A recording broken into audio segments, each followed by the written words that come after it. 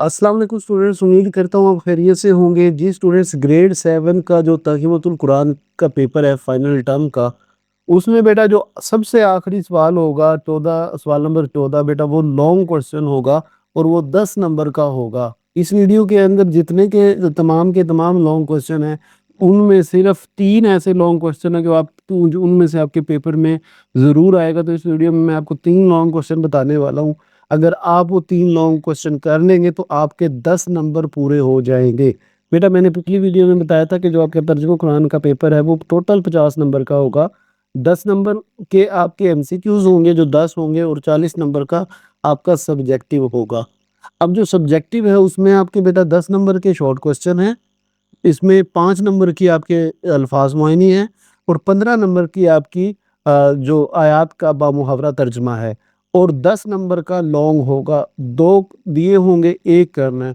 तो मैं आपको बेटा इस वीडियो के अंदर सिर्फ 3 लॉन्ग बताऊंगा। अगर वो 3 लॉन्ग आप कर लेंगे तो आपका जो लॉन्ग क्वेश्चन होगा उन्हीं में से एक आएगा। ठीक है बेटा, वीडियो को जरूर लाइक कर दें और इस चैनल को जरूर सब्सक्राइब कर दें, क्योंकि हमने इस चैनल पे बेटा ये सोचा है कि जो आप जैसे ही 7 के बाद 8 में जाएंगे, हम इस चैनल पे आपकी बोर्ड की तैयारी शुरू करवा देंगे। क्योंकि एक तो स्कूल में जो 8वीं क्लास पढ़ते हैं हम, वहाँ पे वो चीज़ें ज़्यादातर नहीं होती जो बोर्ड के पेपर में आती हैं। वो तर्जुमा और सवाल जवाब जो कि बोर्ड के पेपर में आने ही नहीं होते वो करवा रहे होते।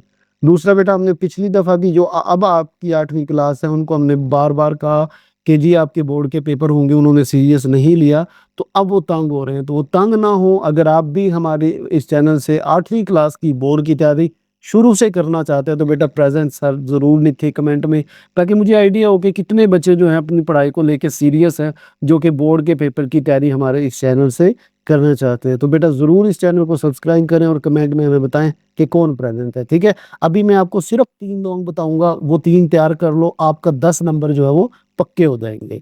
अब देखें बेटा, वो 3 किस तरह मैं आपको बताऊंगा, पहले ये देख लें। अब ये हमारा यही है सवाल, यही तकरीबन ना, ठीक है। अब 2 दिए होंगे, आप एक वर्जन में इस तरह आ सकता है आपका, सूरह बुरूज के तनाजुर में हम कुरान मजीद की कैसी नसीहत हासिल करते हैं, हज़रत मूसा अलैहिस्सलाम की परवरिश के वाक़े से हमें क्या सबक मिलता है। मैं आपको इनके आंसर बताता हूँ और समझाता भी हूँ। तो ये 2 होंगे, उनमें से एक आपको करना है। फिर एक और इस तरह हो सकता है आपका कि हज़रत मूसा अलैहिस्सलाम की फ़िरौन के महल में परवरिश के वाक़े में हमें हमारे लिए क्या सबक मौजूद है। और दूसरा, मुआशरे को बेहतर बनाने में सूरह फजर के मज़ामीन में से हमें क्या रहनुमाई मिलती है। ठीक है, तीसरा जो वर्जन हो सकता है हमारा, फिर वही देखिए रिपीट हो रहा है, सूरह बुरूज के तनाजुर में हम कुरान मजीद से कैसे नसीहत हासिल कर सकते हैं, हज़रत मूसा अलैहिस्सलाम की परवरिश के वाक़े से हमें क्या सबक मिलता है। फिर चौथा हमारे पास नेक्स्ट सूरह बुरूज के तनाजुर में हम कुरान मजीद वही रिपीट हो रहे हैं दोनों क्वेश्चन। ठीक है, और आखिरी जो हमारे पास मौजूद है सूरह गाशिया में कुदरत की निशानियों का मुताला हमारी ज़िंदगियों में क्या तब्दीली लाता है, हज़रत दाऊद अलैहिस्सलाम के हालात ज़िंदगी का मुताला हमारी ज़िंदगी पर क्या असर डालता है। बेटा ये देखें, अब 2-2 हैं, एक-एक करना होगा, तो हम ऐसा करें कि सब के एक अपनी मर्ज़ी का एक कर लें। मैं आपको आंसर, अच्छा 2 ये भी है, हज़रत इब्राहीम अलैहिस्सलाम की तालीमात से हमें क्या रहनुमाई मिलती है, सूरह मुतफ़्फ़िफ़ीन की तालीमात पर अमल पैरा होकर हम अपने मुआशरे को किस तरह बेहतर बना सकते हैं। तो बेटा ये अब हमारे टोटल लोग हैं। ठीक है, अब इसमें आपने देखे ज़रा दिमाग लड़ाना है, दिमाग से मुराद है ये 2 है ना, इनमें से एक अपनी मर्जी का कोई कर लो, बहुत अच्छी बात है। आप इस दोनों ही करो, क्योंकि टोटल हमारे मेरे ख्याल में 6 हैं लॉन्ग क्वेश्चन, या 6 बनते हैं टोटल। तो 6 के 6 कर लोगे तो बहुत अच्छी बात हो जाएगी, फिर तो आपका एक भी मिस नहीं होगा। लेकिन अगर आप फिर भी बचना चाहते हो तो 3 कर लें। ठीक है, वो मैंने आपको बता दिया है कि किस तरह 3 आपने करना है। यानी ये देखें, इन ये 2 हैं, एक इनमें से कर लें कोई भी। फिर ये तो वही है, रिपीट हो रहा है मूसा अलैहिस्सलाम वाले, ये यानी ये यही वाला है मूसा अलैहिस्सलाम वाला, तो इसमें से ये मुआशरे वाला कर लें। इसके बाद ये मूसा वाला रिपीट हो रहा है, मूसा अलैहिस्सलाम वाला तो ज़रूर करें। ठीक है, और ये पूरे बुरूद के तनाजुर में एक ये कर लें। तो इसी तरह ये दोनों वही रिपीट हो रहे हैं। फिर यहाँ पे ये दोनों हैं, इनमें से एक कर लें, और ये 2 है, इसमें से एक कर लें। ठीक है, तो इनके आंसर में बेटा आपको दिखा देता हूँ। अब मतलब मैं आपको लाइन पे लेके आ जाता हूँ कि सबसे पहले आपने बेटा तर्जुमा कुरान के पेपर में क्या करना है। ठीक है, क्योंकि इसके सबसे कम मटेरियल है और नंबर इसके सबसे ज़्यादा है। सबसे पहले आपने हज़रत मूसा अलैहिस्सलाम वाला लॉन्ग करना है कि हज़रत मूसा अलैहिस्सलाम की फ़िरौन के محل میں پرورش کے واقعے میں ہمارے لیے کیا سبق موجود ہے؟ اب بیٹا یہ اس طرح بھی آ سکتا ہے، اور یہ کوشچن اس طرح بھی آ سکتا ہے کہ حضرت موسیٰ علیہ السلام کی پرورش کے واقعے سے ہمیں کیا سبق ملتا ہے؟ تو فرعون کے محل میں یا پرورش صرف بغیر محل کے لفظ آئے تو جواب ہمارا ہی کی جیسا ہوگا، تو ایک لونگ ہم نے یہ کرنا ہے، ٹھیک ہے؟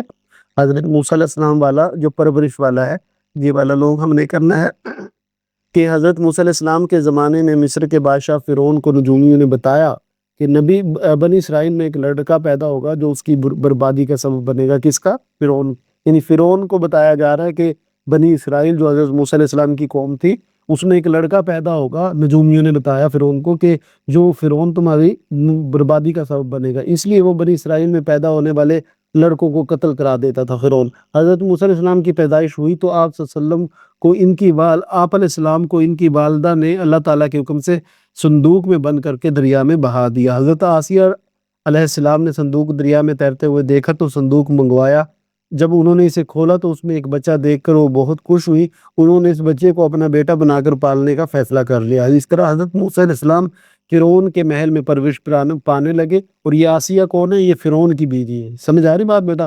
یعنی جو حضرت موسیٰ علیہ السلام کی جو والدہ تھی انہوں نے تو اس ڈر سے کہ وہ قتل نہ کر دیں انہوں نے صندوق میں ڈالا اور اس کو دریا میں ڈال دیا، اور وہی صندوق کہاں تک پہنچ گیا؟ جو فرعون کی بیوی حضرت آسیہ علیہ السلام تھی اس کے پاس پہنچ گیا۔ تو حضرت موسیٰ علیہ السلام کی فرعون کے محل میں پرورش کے واقعے میں ہمارے لیے یہ سبق موجود ہے کہ اللہ تعالیٰ کی تدبیر کے سامنے باطل کا ہر حربہ ناکام ہے، تو اللہ تعالیٰ جو چاہتا ہے وہی ہوتا ہے، ٹھیک ہے؟ تو بیٹا ایک یہ سبق یہ آپ دیکھ لینا، کل آپ کے سب سے زیادہ بچوں کا یہ لوگ آئے گا، یہ تو پکا کر لو سب لوگ، ٹھیک ہے جی؟ آسان ہے، وہ ایک واقعہ یاد ہو جاتا ہے۔ اس کے بعد بیٹا نیکسٹ کوسچن آپ نے جو یاد کرنا ہے، معاشرے کو بہتر بنانے نے سورہ فجر کے مضامین میں کیا رہنمائی ملتی ہے؟ کہ سورہ فجر کا مرکزی مضمون پچھلی قوموں اور آخرت کے تذکرے کے ذریعے سے کردار سازی ہے۔ اس صورت میں قوم عاد، قوم سمود اور فرعون کی نافرمانیوں اور ان پر اللہ تعالیٰ کے عذاب کا ذکر عبرت کے طور پر کیا گیا ہے۔ اس صورت میں چند اہم معاشرتی برائیوں کا ذکر ہے، مثلا یتیم کی عزت نہ کرنا، مسکین کو کھانا کھلانے کی ترغیب نہ دینا، وراثت کا مال ہڑپ کر جانا اور مال سے بہت زیادہ محبت کرنا۔ سورہ فجر کے آخر میں قیامت کا منظر کھینچا گیا ہے کہ قیامت کے دن گناہگار انسان اپنی زندگی پر پچھتائے گا۔ اس دن عذاب کا اختیار صرف اللہ تعالیٰ کے پاس ہوگا، جبکہ اہل ایمان کے لیے اللہ تعالیٰ کی رضا اور جنت میں داخلے کا اعلان ہوگا۔ اس صورت میں ہمیں سبق ملتا ہے کہ ہم بھی محتاجوں، یتیموں اور ضرورت مندوں کے ساتھ اچھا سلوک کریں اور نیک اعمال کر کے آخرت کی تیاری کریں۔ اس کے بعد بیٹا نیکسٹ کوسچن ہم نے جو یاد کرنا ہے تیسرے والا، سورہ بروج کے تناظر میں قرآن مجید سے کیسے نصیحت حاصل کر سکتے ہیں؟ تو سورہ بروج کے مطابق اللہ تعالیٰ نے ہماری نصیحت کے لیے قرآن مجید میں اچھے اور برے لوگوں کا ذکر فرمایا ہے۔ کفار اور مشرکین کا ظلم و ستم ایمان والوں کے لیے آزمائش ہوتا ہے۔ اللہ تعالیٰ ظالم اور مظلوم سب کو اچھی طرح جانتا ہے۔ ہمیں کسی پر ظلم نہیں کرنا چاہیے کیونکہ ظالم کو سزا ملتی ہے، جو ظلم کرنے کے بعد توبہ کر لے تو اللہ تعالیٰ اسے معاف فرما دیتا ہے۔ ایمان لا کر نیک اعمال کرنے والوں کے لیے جنت ہے۔ اللہ تعالیٰ کی راہ میں قربانی دینے والوں کو اللہ تعالیٰ عظیم اجر عطا فرماتا ہے۔ اللہ تعالیٰ ظالموں کی سخت گرفت کرنے والا ہے، کوئی مجرم اللہ کی پکڑ سے بچ نکلنے والا نہیں ہے۔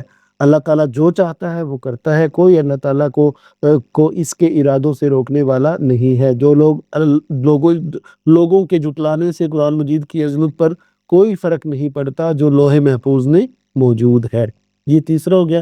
چوتھا بیٹا یہ لوگ ہے جو ذہن میں کسی ایک سوال کا تفصیل سے جواب دے، وہی مطلب یہ سورہ غاشیہ والا، اچھا یہاں سے کوسچن لکھا ہوا ہے سورہ غاشیہ والا ہے، یہ میں آپ کو دکھا دیتا ہوں کوسچن پہ بھی یہ والا، یہ کوسچن ہے سورہ غاشیہ میں قدرت کی نشانیوں کا مطالعہ ہماری زندگی میں کیا تبدیلی لاتا ہے، یہ سوال ہے۔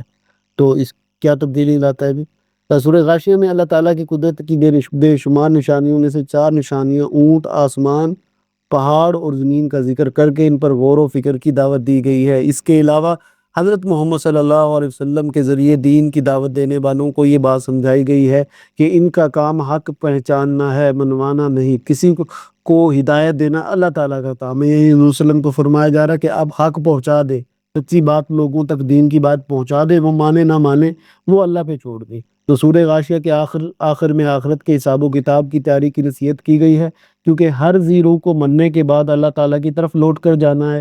ان تعلیمات پر عمل پیرا ہو کر ہم اپنی آخرت کی فکر کرتے ہیں اور ان نشانیوں پر غور و فکر کر کے ان میں پوشیدہ حکمتوں سے آشنا ہوتے ہیں۔ ٹھیک ہے جی، تو یہ ہمارا لونگ ہو گیا۔ اس کے بعد یہ بیٹا سیکنڈ لاسٹ لونگ ہے، پھر اس کے بعد ہمارے یہ دو لونگ رہ گئے یہ۔ تو حضرت داؤد علیہ السلام کے حالات زندگی کا مطالعہ ہماری زندگی پر کیا اثر ڈالتا ہے؟ حضرت داؤد علیہ السلام بادشاہ ہونے کے باوجود عبادت اور نیکی کے کاموں میں اپنی مثال آپ تھے۔ آپ علیہ السلام سادہ مزاج انسان تھے۔ آپ علیہ السلام اپنے ہاتھ سے محنت کرتے اور روزی کماتے تھے۔ حضرت محمد صلی اللہ علیہ وسلم نے فرمایا کسی انسان کا بہترین رزق اس کے اپنے ہاتھوں کی محنت سے کمایا ہوا رزق ہے، اور بلا شبہ اللہ تعالیٰ کے نبی حضرت داؤد علیہ السلام اپنے ہاتھ کی محنت سے روزی کماتے تھے۔ حضرت محمد صلی اللہ علیہ وسلم نے فرمایا کہ اللہ تعالیٰ کو سب سے زیادہ محبوب نماز داؤد علیہ السلام کی نماز اور سب سے زیادہ محبوب روزے داؤد علیہ السلام کے روزے ہیں۔ وہ آدھی رات تک سوتے اور پھر اٹھ کر رات کا 1/3 حصہ عبادت میں کھڑے رہتے اور رات کے آخری حصے میں سو جاتے۔ ایک دن روزہ رکھتے، ایک دن ناغہ کرتے۔ وہ میدان جنگ سے کبھی فرار نہیں ہوتے تھے۔ آپ علیہ السلام کی زندگی سے رہنمائی حاصل کرتے ہوئے ہم محنت سے روزی کمانے کو ترجیح دیتے ہیں اور اللہ تعالیٰ کی یاد سے غفلت نہیں برتتے۔ تو یہ ہو گئے بیٹا، اور پھر یہ دو۔ اب میں نے آپ کو ترتیب سمجھا دی ہے کہ کون کون سے آپ چھوڑ سکتے ہیں۔ یہ ہمارے پاس حضرت ابراہیم علیہ السلام والا ہے، ٹھیک ہے۔ حضرت ابراہیم علیہ السلام کی تعلیمات سے کیا رہنمائی ملتی ہے؟ تو حضرت ابراہیم علیہ السلام صبر اور استقامت کا پیکر تھے۔ آپ علیہ السلام نے بچپن سے ہی بتوں کی عبادت کی مخالفت کی اور